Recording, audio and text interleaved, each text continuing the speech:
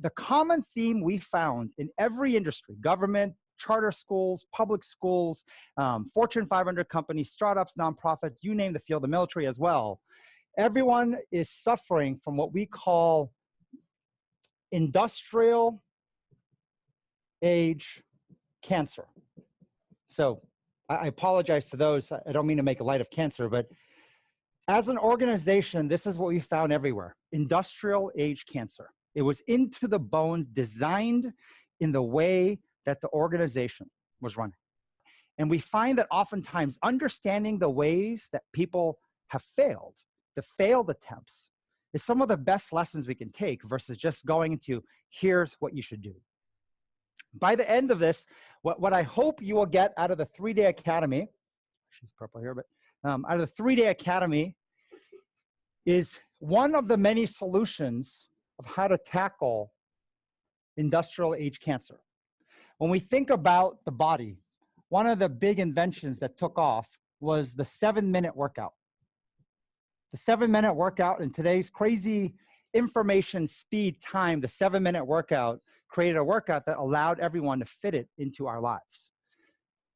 You're going to walk away experiencing, observing, testing yourself, the equivalent of what is a 1 hour per month mental workout that can occur across your whole team. And that done on a ritualistic level will turn you into a learning organization.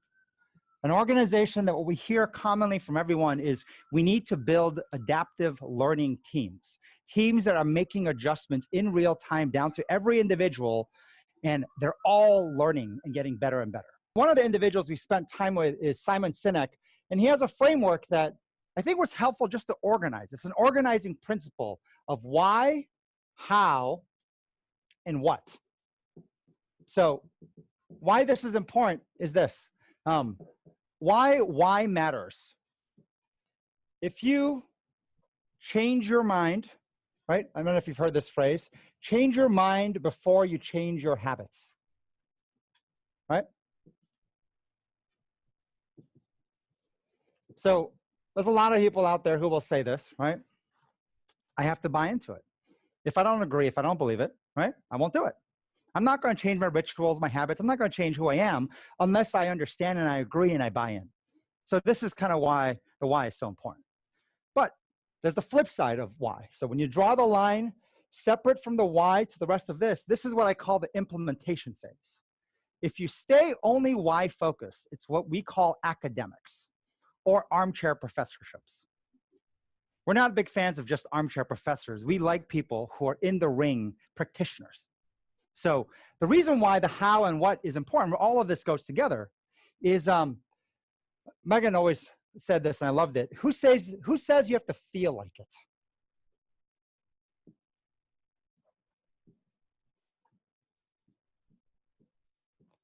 There was a body of research that talked about what comes first, action or motivation.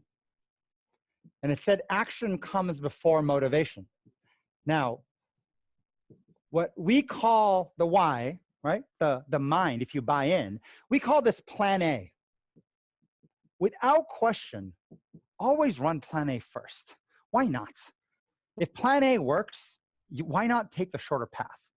But what we found is very much like New Year's resolutions. 5% of people will keep, at best, to their New Year's resolutions. 95% of us make these resolutions just because you're supposed to, but it's as if it never even occurred. So 95% of organizations we found have to move to plan B. Plan A, as in didn't work. And banging your head against many more variations of plan A isn't helpful. So you move to plan B, and there's this research talked about action before motivation, all these debates, what comes first? I have to be motivated to do something. So you can be sitting on a couch at home to get motivated to go work out. You're waiting to get motivated. And as Meghan said, who says you have to feel like it? The act of moving your feet, and what ends up happening in plan B that's most important is the level of consistency that you apply effort and the results, and you get this magical word that matters most, which is what we call trending. When things are trending, You look at companies, right? In public stock market companies, the companies who are trending up keep trending higher, and the companies who are flat or down usually get no attention. Trending is incredibly motivating. Have you ever tried to go on a diet that you didn't want to do or work out, and you're thinking, this sucks, I don't want to do it, and every time you're hating everything about doing this, and suddenly one day your pants feel looser? That's trending. Suddenly you walk to work or go to work and someone says, did you lose weight? Trending. As you trend and trend, you get more motivated, and suddenly you now want to know, what else can I learn? What else can I do about this? So these things work together.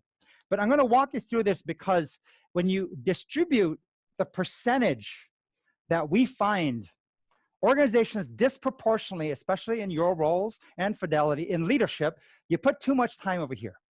You will rewrite the strategic documents, then you will print on glossy paper, and then you will go and make binded things. You'll do movies and whatnot, all doing different versions of this.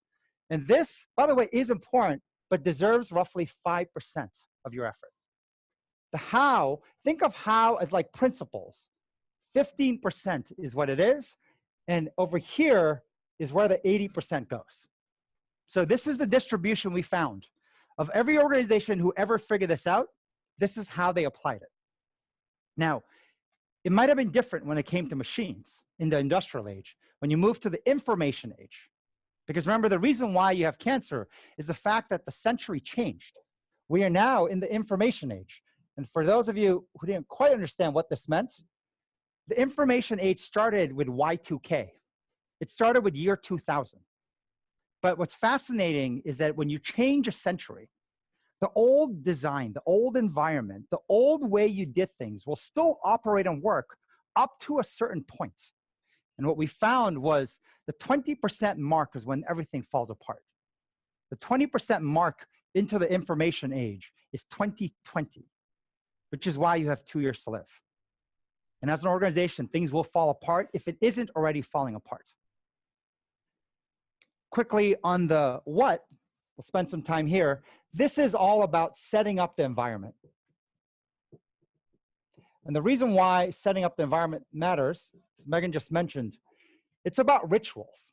Rituals, people talk about the word culture. Culture is the norm. What is the normal thing to do in your organization? The rituals, the good behaviors. Because I know you have a lot of bad things that people do as the norm. It might be the bureaucracy, it might be the politics, it might be the water cooler talking. But what are the good norms? Because you, as leaders, get to design that into your environment. And when you do, you know, in our company, do you know how hard it is to eat unhealthy? If you want to eat unhealthy, you have to pull out your own wallet. You have to walk out the building and go buy it somewhere and probably not eat it in the presence of any of us because someone will look at you funny. It's that hard to eat unhealthy. There are things, if you design correctly in your environment, you just make doing what's right easy and you make doing what's wrong hard. It's not that you can't do it, you just make it very hard. So what's interesting about rituals and the misunderstanding in rituals is this trade-off between effort versus return. And what's important in rituals is that it all starts with effort first. If the effort isn't low, there's no discussion. A lot of people, right? When we meet people, usually in the field of health, physical health, it's like you go meet them and you have a conference or you talk to them, you just feel like you're doing everything wrong. And quickly you walk away saying, why bother? It's impossible. There's no way I can do that, right?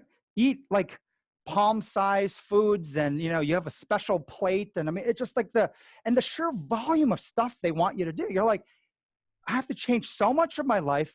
That's just not going to happen.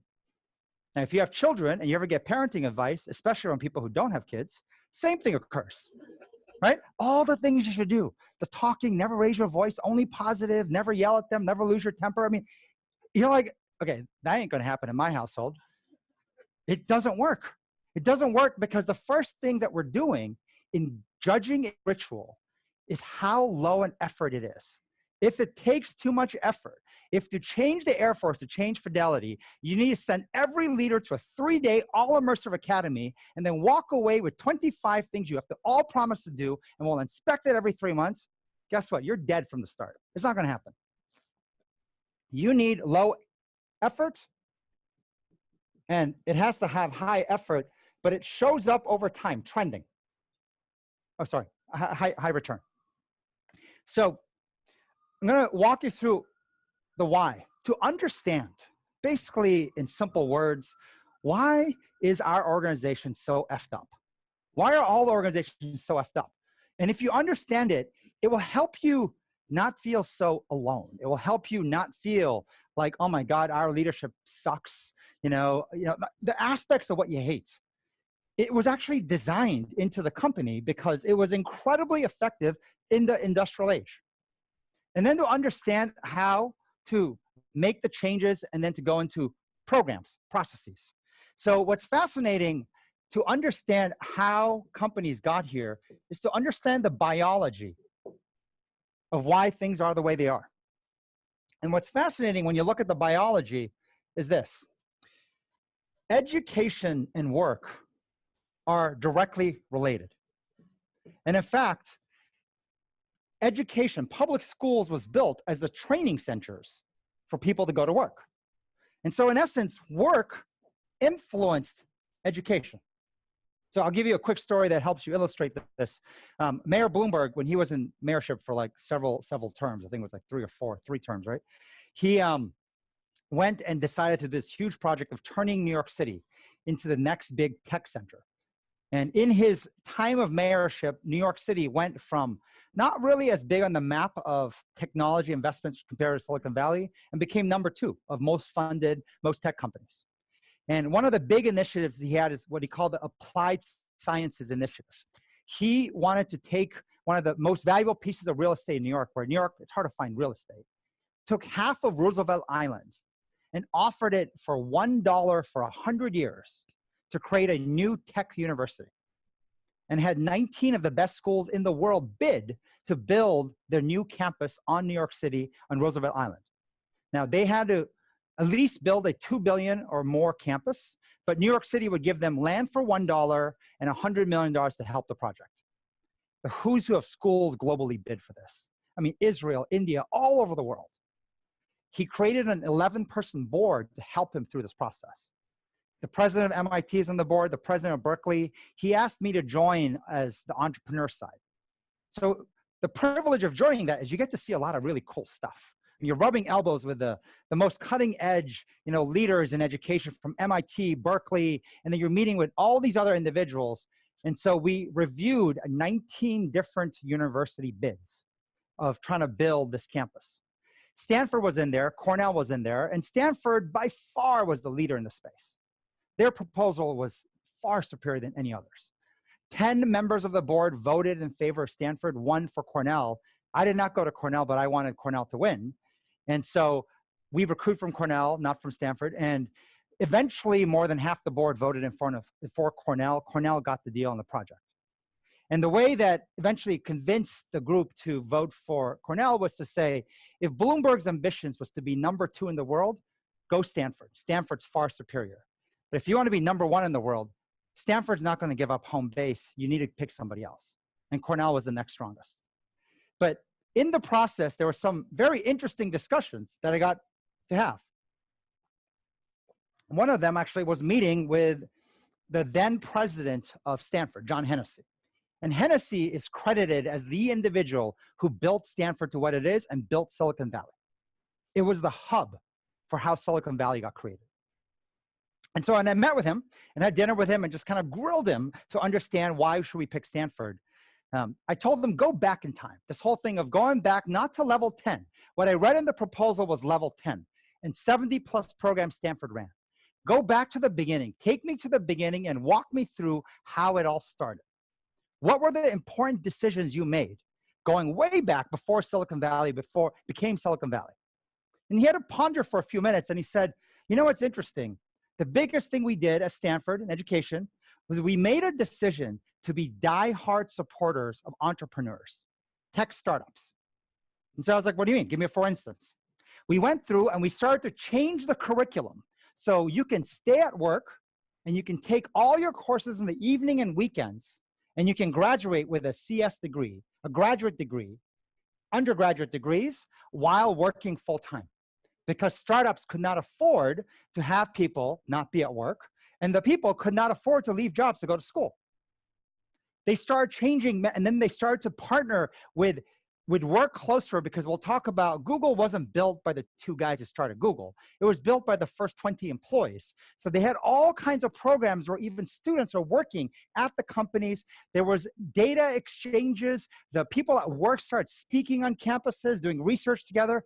The whole forging, they changed school to cater to work.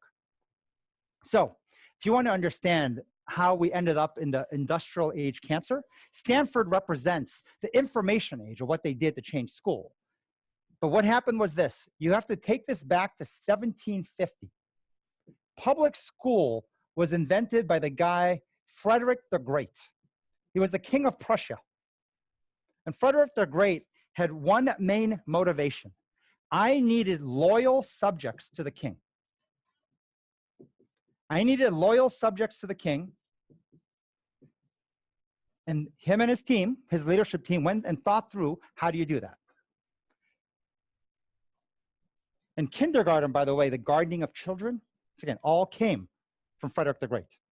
So in Prussia, they went and they said, there are two principles that they instilled in the public schools. It is isolation and fear. Okay? I'm sure some of you are like, oh, that's where it comes from, right? Isolation and fear. There's a reason why schools, the desks are situated like this. Isolation. You don't let the students talk to each other. There's a reason why teachers change every semester, so that you don't build relationships. Isolation is something that drove loyalty. At the same time, fear. Students fear teachers, teachers fear principals, principals fear superintendents. Those two principles embedded into school created the most loyal subjects to the king. So fast forward to 1920. Now, notice this date, 20% of the way into the industrial age. A guy in the US by the name of Cubberley went and upgraded the system, saying, you know what, we need a different workforce. It's not loyal subjects to the king.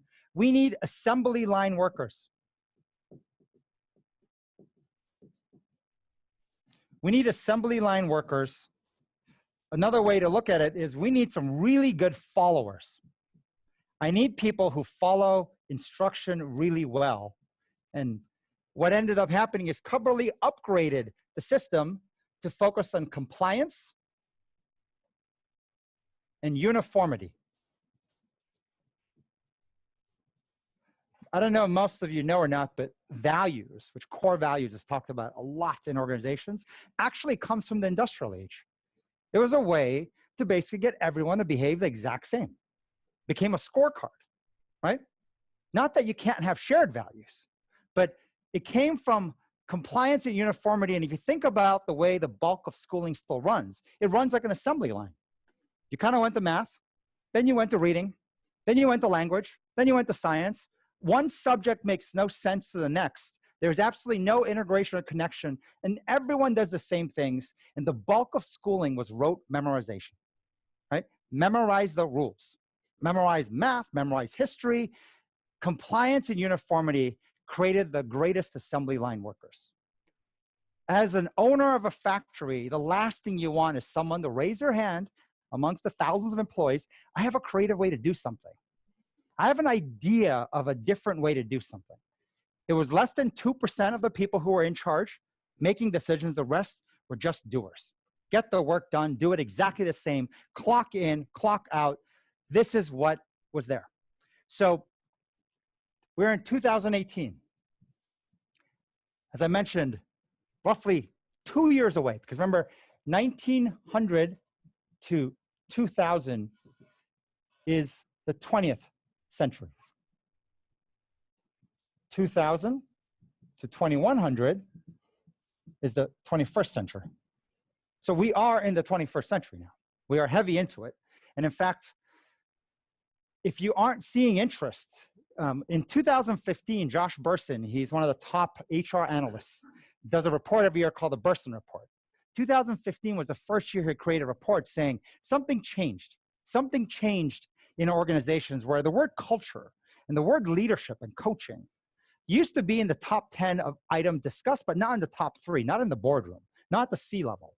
Now it is in the 1, 2, or 3 items. And this is in 2015. He talked about how HR software was built for doing 2 main things, which is record keeping and administering benefits and payroll. What's missing is all the tools to make you smarter, make better decisions, people analytics. A lot of things missing. And so that was in 15.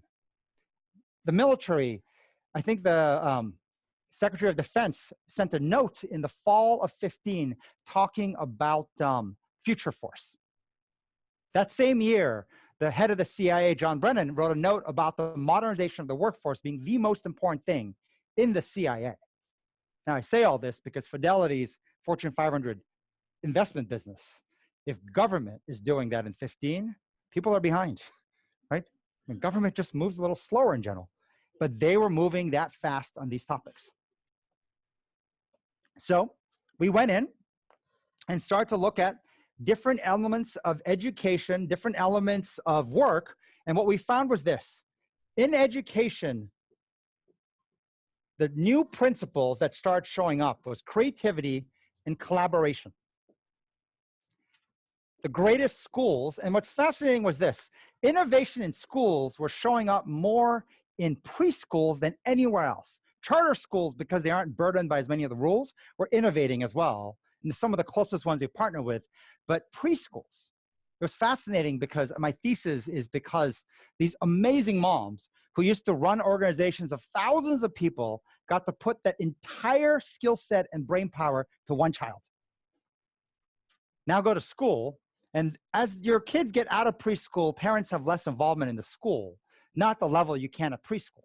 If you ever go to a doctor, I feel bad for doctors because every patient comes in with a list of research. Do you know about this drug? Do you know that thing doesn't work as well? Doctors are so stressed. They need to update and know more than, which is impossible, than the patients. Preschool teachers, same thing. Have you heard about this methodology and this study? Have you heard this thing? They're coming in, and so they were forced to innovate.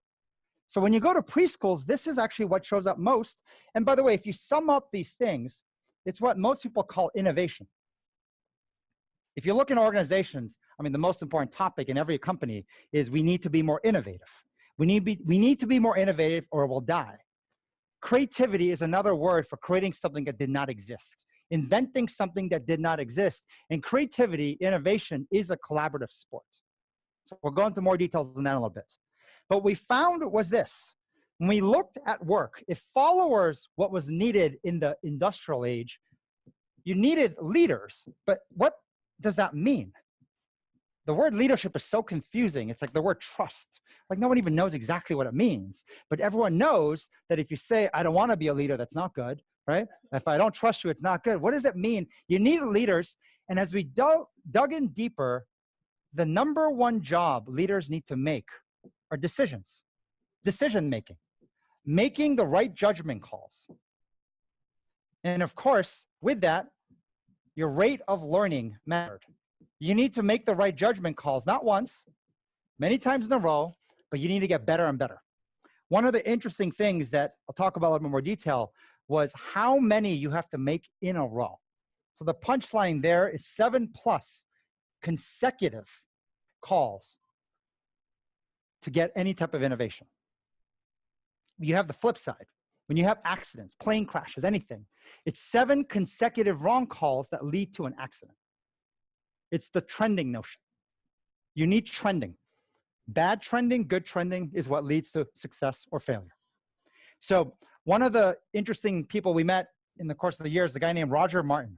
Roger Martin is known as one of the top strategy experts in the world.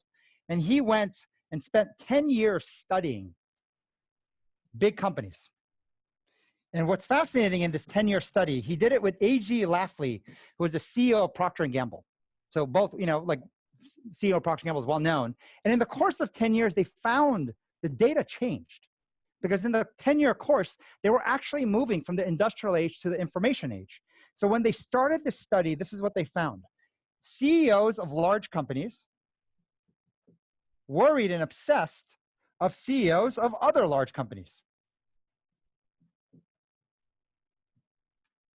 I'm sure in the US military, you're worried about Russia, you're worried about China, you're worried about other large countries. large, and what they found in the course of 10 years is it totally flipped, where the CEOs of large companies worried about 2 kids in a garage. Being able to, with their own creativity and leveraging technology, disrupt companies with 50, 100, 300,000 employees. You look at companies now that are valued at 10 billion, 20 billion. WhatsApp was bought by Facebook for 20 billion. They only had 50 employees. You know, to get a 20 billion market cap company in this industry, you needed like 100 to 200,000 employees.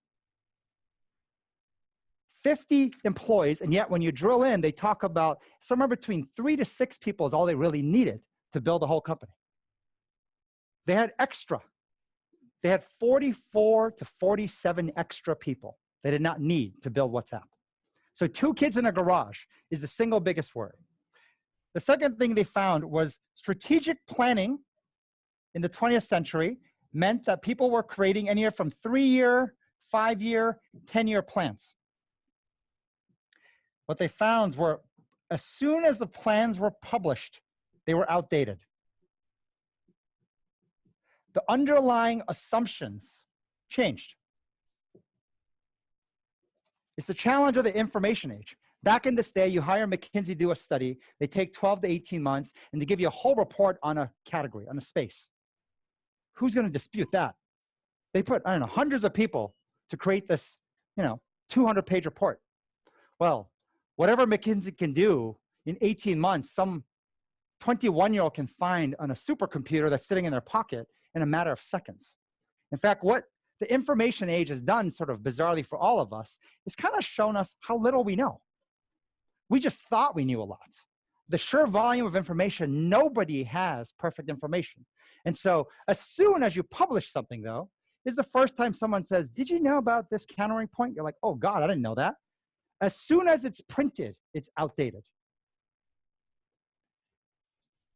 What you produced was products and or services versus what companies, any organization produces now, decision makers.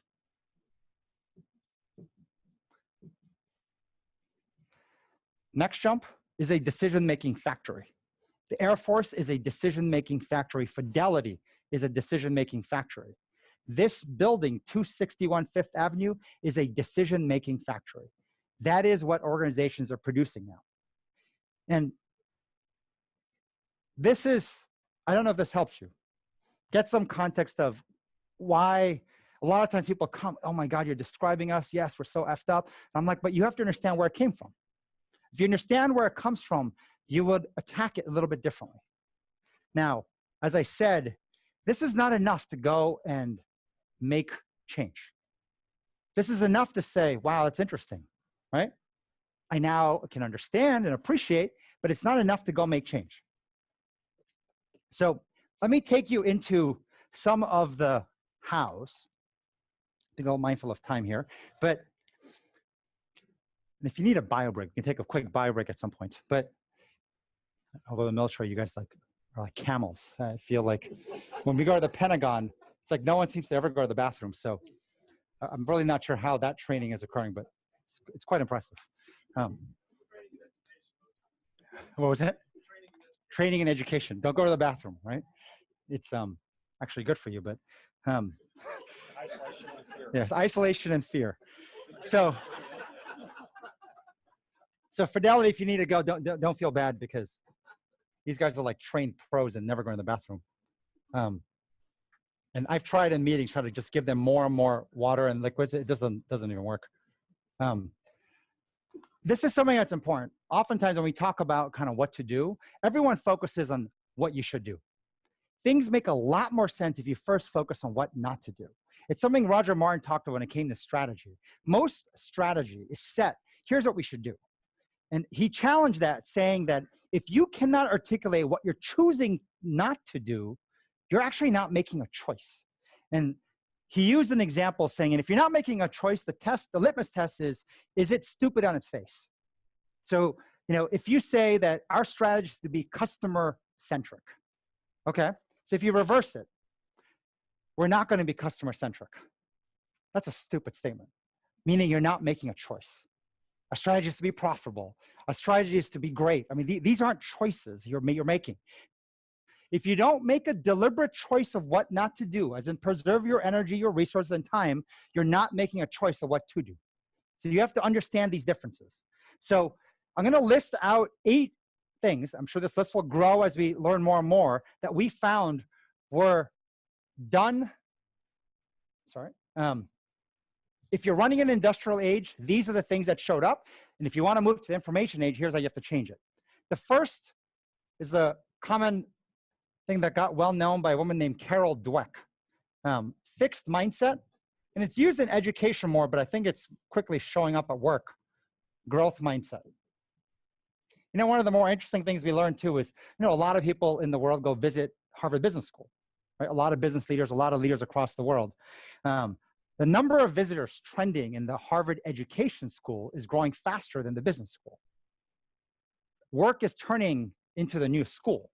And this notion of how do I turn my organization from like, I got my talent, and a lot of organizations, it's fascinating, this fixed versus growth mindset. I encourage you to think about it from your own children. Every parent I've ever met always says, I have a growth mindset with my kids. If someone says they can't do that, that can't be done, you know, like they're dumb, you're like, you know what, I'm going to prove otherwise. I believe they can. They can get better. However, look at the people you manage. Look at the people you're colleagues with, or the people that you report into. You feel like the minute you size them up, figure it out, you're like, that's it. I figured out, Tank. I figured out, you know, Meghan. And that's it. We treat people with a fixed mindset. Although we would like to be treated with a growth mindset. We treat our own children with a growth mindset. So what we found was this, and this is something Bob Keegan, who's speaking on Friday, I love what he found in this. Those with a fixed mindset are performance focused. Those with a growth mindset are learning focused. What he found was this: the highest performing organizations in any industry was always focused on learning. The best Olympic athletes, some of the ones you've trained with and met with as well, what they will say is this: they see the Olympics as training to become even better. The worst athletes say, this is the pinnacle of my career. Going to the Olympics, this thing, they never even medal. You'll find the best hospitals. They have a teaching hospital mindset. Everyone is always learning. Those who are focused only on performance usually are never in the top tier. So this is one of the traits they found. The other notion is that, you know what? Everything is about being the best today versus it's about being the best tomorrow. You're always trying to get better and better for tomorrow. Something we got from working with the CIA that I loved was this: polished prototype. When someone sees a polished prototype, they see flaws. When you see a rough prototype, they see potential.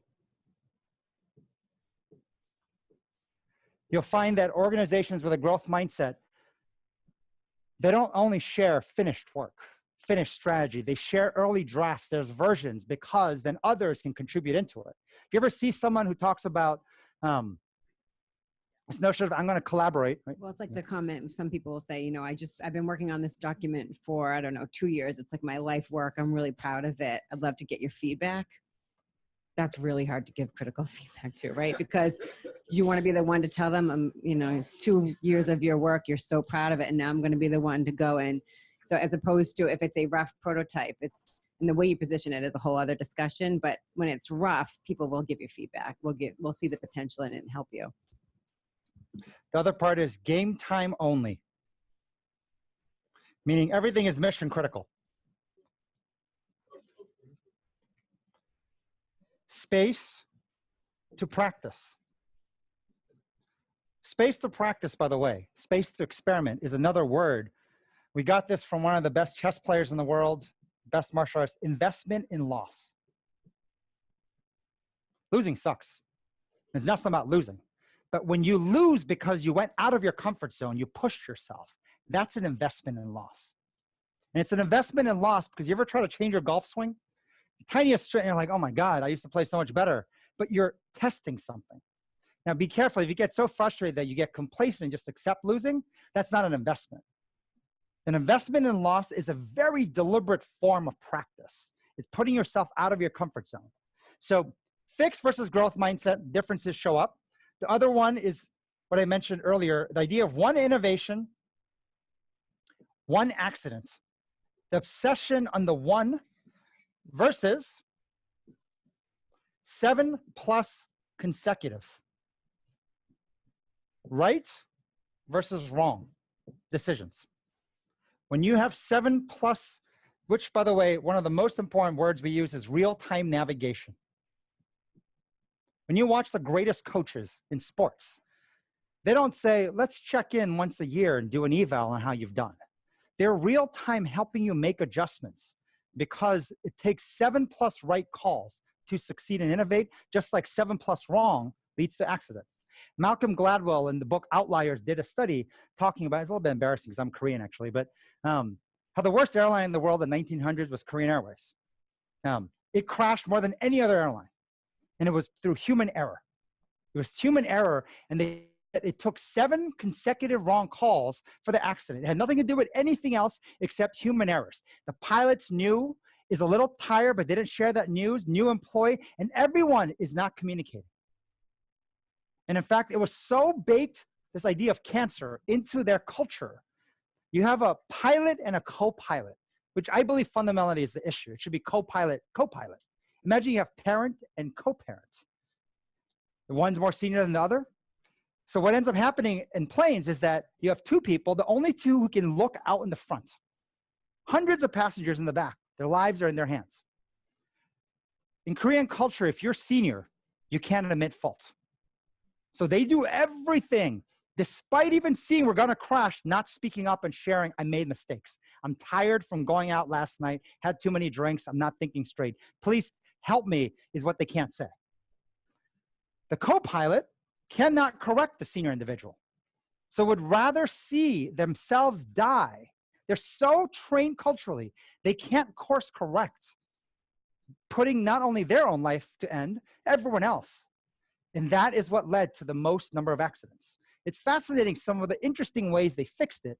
One of them was they had all Korean pilots train and can only speak English once they sit in the cockpit to each other. The act of even changing that tiny 2% made them remove themselves out of the cultural norms of the Korean culture of senior, junior, and they spoke and corrected each other.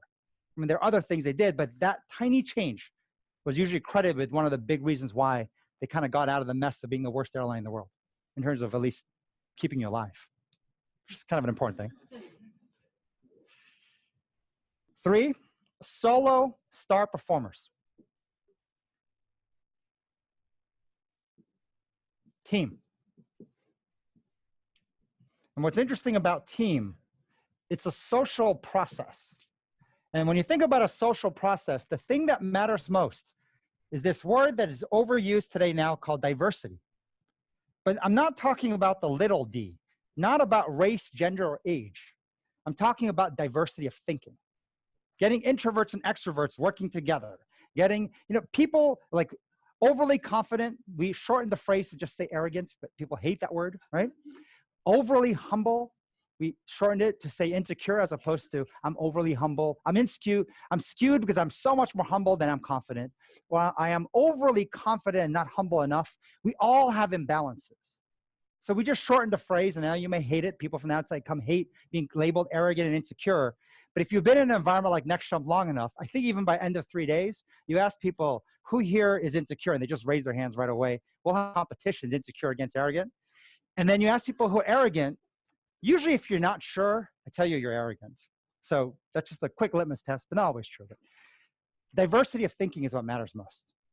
Different people with different ways to think, coming together, their intuitions, smashed together to collaborate creatively is what creates innovation. I used to always believe a typical CEO does this. Typical CEO goes through this process of, sorry, I just want to look at one thing real quick. Typical CEO goes through this process of, if it worked for me, it's got to work for everybody else, right? I totally believe that. I have so many stories in the past. I just thought it's got to work. It was so valuable to me. It's got to work for everybody else. oh my God, there are people who think differently or need different things than me, right? Even as a workout, as nutrition, I'm in different pieces. And so I remember like giving 1-page articles, right? This is such an important article, read this page. Take a highlighter, highlight the most important parts. So then Meghan would do it and I'd do it and I'd say, how the hell did you miss the most important parts?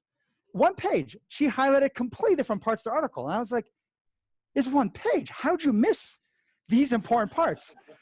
And then I would pick up hers and look at it and be like, how the hell did I miss that? Our intuitive thinking. Can I just interrupt? That took about 5 years for you to get to that place. It didn't It took happen. a while. It wasn't the first time. How did you not? But I had a very bad case of arrogance. It took a while to dial that down a little bit. I still have a lot of it, but this is something that's important. You know, one of the things that we hear comments a lot, outsiders coming to visit, co-CEOs, why is Charlie doing all the talking? Meghan's not talking. And we get judged, and it's fascinating. Women judge us even the most. And you get judged even internally. And I tell them, are you referring to the industrial age? In the industrial, volume, hours work, speaking more. In an hour meeting, whoever spoke the most meant they were the most important. How about the fact that Meghan can speak 5 minutes in an hour meeting, and that has as much, if not more value than what I say in 55 minutes? We play different roles. It's diversity of thinking, and this is so counter to how we're used to. People struggle to understand that. Different people play different roles, and the combined team is what wins. Passive listening. Passive listening is the most common form of learning, and it's what someone would call instruction. Now, we got better and better at it, so what the first wave of internet learning has done is it just took passive listening from hour lectures, 2-hour lectures, down to 20-minute TED Talks, down to now 30-second and 2-minute videos, right? Shorter and shorter, what they call snackable content is kind of the modern version of passive listening. But working with the Harvard School of Education, they were saying the gap that passive listening first has to move to experiential learning. Human beings learn most through experience. They need to experience it. And in fact, the bridge between us was case studies. Case studies was created in business schools to bridge this gap. But what case studies is doing, it's not really practicing. Taking something that occurred in the past where the judgment call, the intuition, the decision-making is more obvious, right? You know, when you meet, you know, friends who might get divorced, or you see companies that failed and someone does that Monday the Monday quarterbacking, I knew it. No, you didn't. Like, no one really knew. There's no way. At the moment, what's tough is you're trying to make real-time decisions, intuitive calls on imperfect data. And you'll realize in the information age, we all have imperfect data. Case studies is not that. You have a lot of data once it's done. And so case studies was the bridge, but experiential learning is where all education is moving towards. It's the only way they're realizing people really absorb and learn. Passive listening still exists, 5% though. The other part was hidden. Hidden versus exposed. Great analogy of this is kitchens. You ever look at kitchens these days? There's no such thing. Great kitchens don't hide what's happening back there. They're exposed. Glass, open kitchens. And what's interesting about it, if you ever talk to people running these kitchens, they will say, oh my God, I can't tell you how high a performing team we need. Things go wrong. And we have to adjust in real time, and everyone's watching us. And in fact, we can even see when customers don't like what we send out there. We have to make adjustments on the fly in real time for everything going right and everything going wrong. That seems to be popular. Make more of it quick before it runs out. They can see everything and everyone can see them. They're like in a glass bubble versus kitchens usually were hidden. You can never see what's happening behind there. It's the same way that the right organizations are moving. The other one was around intensity. Intensity is how most things are done. 1 to 2 times per year, maybe even once a quarter, versus consistency. These are rituals. And how you start rituals, we always say schedule three or more, even just 3. Schedule 3. Try it 3 times. You want to coach someone, mentor someone, schedule 3 month apart out. You're going to try 10x, schedule 3. Reason why this is important, human beings change through consistency, rarely through intensity. You know the classic person, I haven't worked out in forever, I want to start working out. I'm going to go for a 2-hour run. If you haven't gone for a run in a long time and you go for a 2-hour run, you're going to probably hurt yourself. And you know what happens when you talk to anybody in the world of health? Sorry, you know we're in New York City because there's one of these like every few minutes. But when it comes to doing anything for your health intensely, starve yourself in a diet, right? For a couple of days, 2-hour run. Within days, weeks, it's as if nothing happened. Your body doesn't even notice it. Instead of a 2-hour run, if you do 15-minute workouts twice a week for 4 weeks, which is still 2 hours, that is how bodies change. That's how human beings change. So consistency is what leads to change. Intensity doesn't work. Mind you, this academy is intensity, but it's intensity to hope to give you some rituals for consistency. Deal with that in your heads, where that sits. Other part is this. I hate to use the word boring, but I'm just going to use boring since we are in the 21st information age. Compliance. There's a compliance focus versus fun. And the word that people use for fun is gamification. One of the top individuals who actually coined the term gamification is a guy named Gabe Zickerman. He's a very close friend of ours. And it's fascinating when you look at the research around games versus things with rules. Despite being awful and difficult to do and trying and failing miserably, once you have in your mind it's a game, it's fascinating what we will do as human beings. The amount of grit, drive, resilience, I mean, all these good things that you want showing up as soon as you see it as a game. But as soon as you see it as like, I got to be compliant, you know, I have to learn this and learn that. You'll see even in airline safety videos, everyone move towards more fun. It's what makes people try harder, push beyond their zones.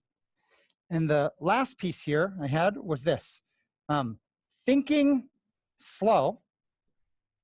It's a body of research. I think Studi had shared some of it in the pre-read. Thinking fast.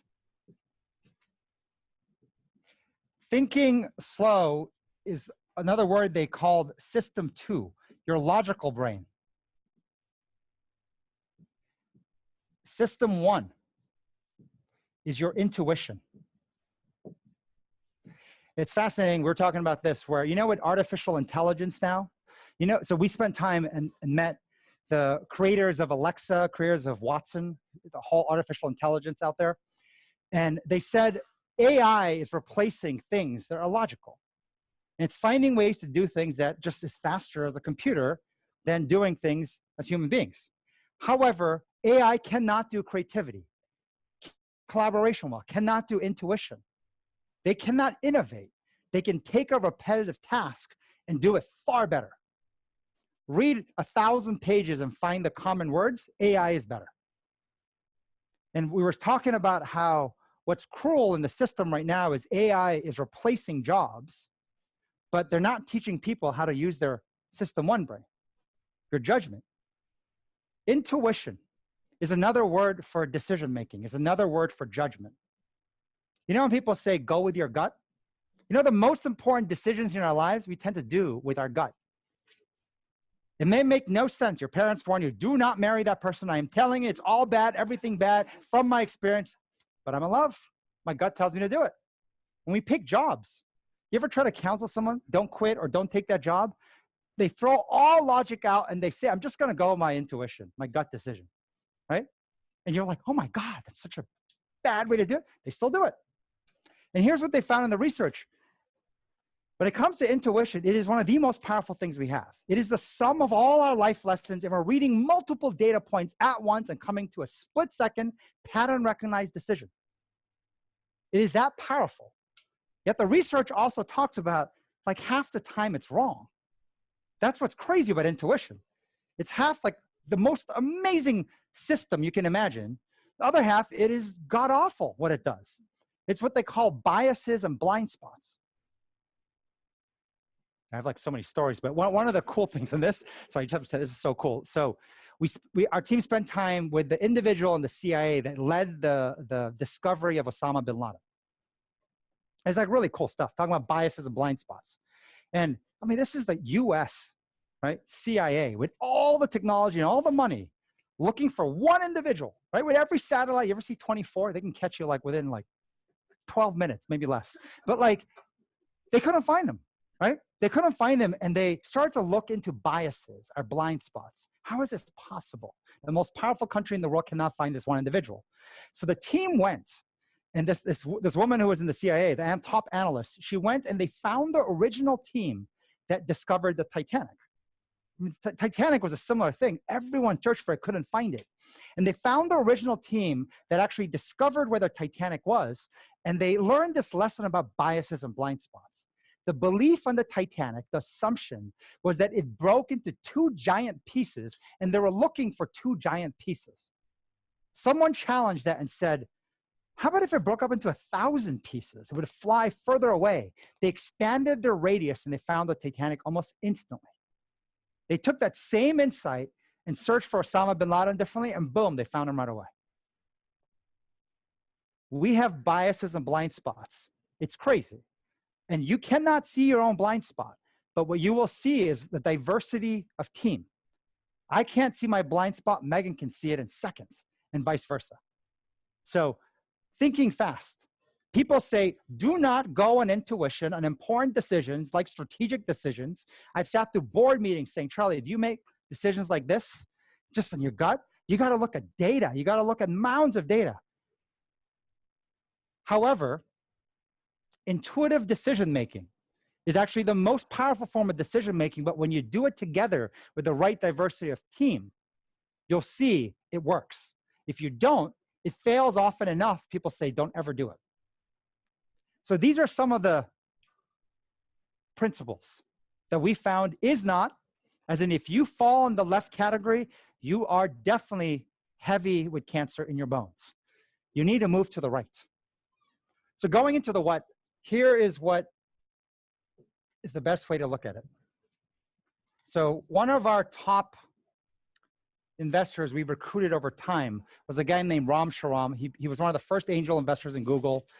He sold his first company to Amazon for $1 billion, sat on Jeff Bezos' board for a while, helped craft Amazon's strategy, then has been the main board member of Google. I think he put in $200,000 and it turned into a $4 billion return, which is a 22,000 times, not even percentage, times return. So it's a good investment for him, right? And he talked about how when it came to innovation, when it came to what you want to do, you can't legislate, you can't dictate it, you can't mandate it. You have to set it up. You have to set up the environment. So this is going to the setup.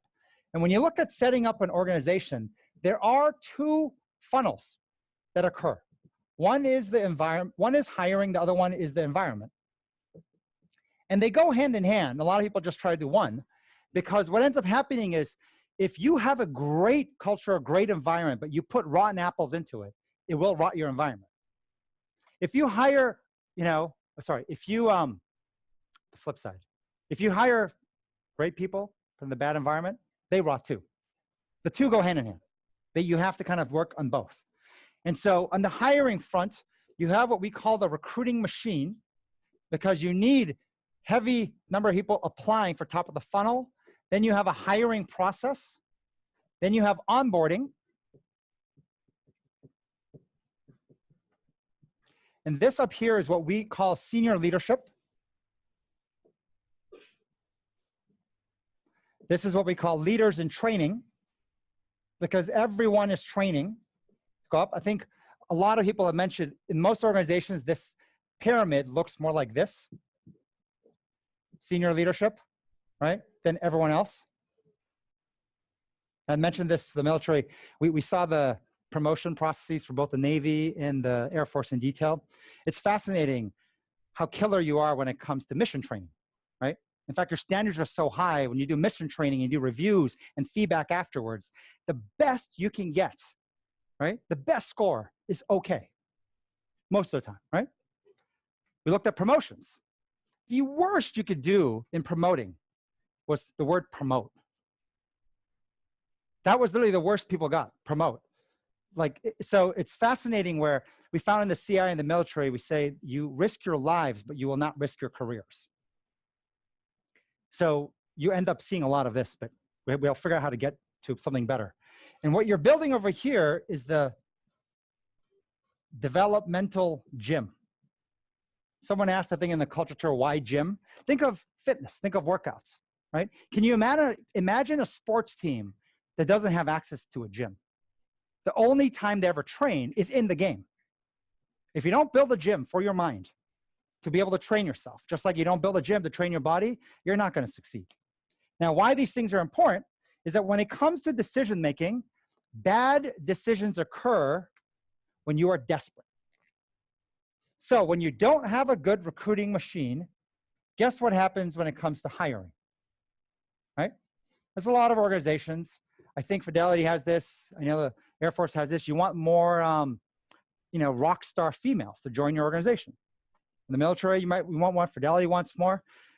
Well, if you have one female apply, right, guess what? You're going to make a good hiring decision? That's the only choice you have. When you don't have enough candidates applying, you make desperate hiring calls. So you need that over there. The same occurs over here. When you don't have enough great people to promote into senior roles, you make desperate calls. Now, we heard this unanimously from the Navy and the Air Force. The reason we say promote in everyone as the lowest score is because we have too many good people for too few positions. My response to them was, that's such bullshit. You, like every organization, lacks great leaders, great people. You will find so few in every organization. Don't give me the fact that you happen to be sitting on the world's greatest resource of greatest leaders, and there's so many of you can't possibly promote them. It's not true. Because, by the way, if that was true, every other foreign country would recruit all your leaders and you'd be everywhere else, pay 10 times the salary and everything else, because of the fact that, like, when you have a concentration of talent, turnover shoots up. People poach you like mad, and they're creative in how they do it. Every organization is lacking enough great leaders, ours included. Great people who are able to make great judgment calls, create collaborative, high-performing teams, and drive 7+ consecutive calls in a row consistently, there's just not enough of them. So how do you get that? Now, what's interesting when you look at this is the way that most organizations solve for this in the industrial age. In fact, most organizations spent 50% of the time either in hiring or 50% of the time in measurement. So when I look at other things that kind of fall in here, one is measurement. So what falls in measurement is promotions, performance eval, and recognition. The other part that you'll see us mention a lot is what we call PEMS. We actually got this from the Human Performance Institute: physical, emotional, mental, spiritual. And when we talk about PEMS, it starts kind of P, E, M, S. Physical is exercise, nutrition, sleep. Emotional is where intuition falls, where judgment calls fall. Mental is like technical skills training. And then spiritual is not about religion, but it's about giving back and helping others. So this is the physical. And so this emotional is what gets carved up here above all else in decision making. A developmental gym, it's a decision making gym. So most organizations in the 20th century would focus on these two common practices. One was, if you hire right, the rest takes care of itself. I'm sure you've heard this phrase, right? So everyone obsesses on hiring. The flip side is you get what you measure. Inspect what you expect. Which is why organizations obsess about changing the promotion process, the evaluation process, the recognition process. Because if I measure it differently, the results show up. And in the industrial age, one of the biggest levers was just capital. If you have money and you decide to create headcount budgets and the KPIs and the metrics of how you're going to measure, then everything else takes care of itself. How well is that working now? When the leader says, you know what, just change the way you measure and everyone else will just get there. They'll get in line. This whole idea of every attempt increases the cost of your next attempt. You know, one of the greatest things that occurs, or what happens when things don't work? When startups make business plans, they're so enthusiastic. It's because they haven't started yet. The day it starts, everything goes wrong. And as it starts, the plan looks worse and worse. And so what ends up happening is that you want to do it, but if you try and it doesn't work, before you know it, you get into this mindset of it's impossible. And you know what happens when you think it's impossible? Why bother? And when you look at the actions done by an individual who has convinced themselves it's impossible, why bother? Nothing good shows up. People don't know how to do it. They don't know what to do. And so we talk about, it's a little bit cruel if you don't, as leadership, set it up. You have what you want. It makes complete sense. We want to be innovative. I want you to fail, this and that, but it's not set up to do that. So as a result of it, they repeatedly fail. They get disillusioned. And so this no longer works, and this alone no longer works. So when we broke apart the allocation of where everything falls, hiring still is important, 15%.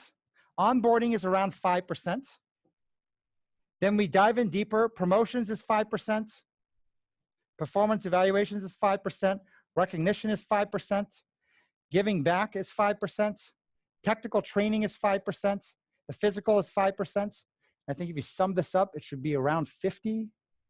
Yep, 50. This was, we call it 51%. That's 101. I can do the math, but 51%, it's the majority. Now, different organizations in different times, just like most people in different ages and different windows in their life, need different things in sequence. It does matter, the sequence. Like I said, 2%. So we have worked and helped fast-growing organizations. When they met with us, they had 12 employees. They are now at 1,500 employees. With fast-growing employees, this is what mattered most, hiring and onboarding. We've had large organizations. The biggest challenge they had was they couldn't retain their junior leadership. And that was building scalable programs on coaching and mentoring so that instead of paying them more money, you're paying them with education. We've had highly dysfunctional senior leadership. And so we have what we call TP programs and leadership 360s.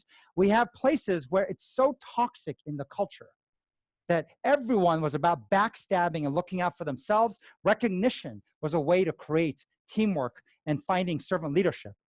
We've had people who, so the term we use called gas. Gas is a French word for give a shit. When organizations have no gas, as in people don't give a shit, you'll see no matter how great your plan and strategy is, it still will not work out. And the fastest way to drive gas, the cheapest and fastest way, is a combination of free food, which is a physical thing, and helping others, volunteering. Those two things combined, once again, it's not going to last very long, but it's the fastest sugar high you can get to actually get people to say, you know what? You care about me and care about others, I will give back to the enterprise organization. But when it comes to building your bench strength, when it comes to turning yourself into a learning organization, this is actually what matters most. And this is the challenge we found to be the most common and in need. And even this, you'll see, as you go through the next 3 days, there are 3 levels to this. And this is really important. You can even flip the level. You know what? I'll flip it. I prefer building up to it. Level 1, 2, and 3. 1 is technical skills. It's called skills 10x. Then it's leadership 10x. And then there's revenue or mission 10x. We're talking, for example, with the Navy and the Air Force of creating, I think you have these 2-year Inspector General inspections called capstones. I think they're the same probably in both organizations, where they're inspecting your unit effectiveness or unit ready, I forget the exact language. Basically, they're trying to see how ready you are for war and how lethal you are, right? There's an entire process, right? All done in hiding. Imagine exposing that so others can learn right and wrong, how to do it better. But that's what we're going to build to, but you don't start there. You have to start down here. And the reason we start down here, and this is critical, one of the comments you'll see, I know some of you are scared of getting feedback and, you know, the term cyberbullying and, you know, like anonymous, people can say anything. Yes. And as it gets to level 2 and level 3, it is more critical. This is your career up here. how you get paid, how you have, money for your family and everything you need to do. Leadership starts with touch on who you are, your character traits, your imbalances in those traits. And this gets very personal too. Reason we start in skills is you have to get better at feedback giving. And to get better, you train in something that gets less personal.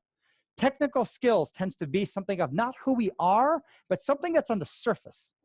Learning to public speak, learning to do sales skills, learning to code. So over here, we're more open to taking critical feedback. There's a reason we start here, because if you jumpstart too fast, too high, despite the fact that I'd like to go there faster, you will crash and burn.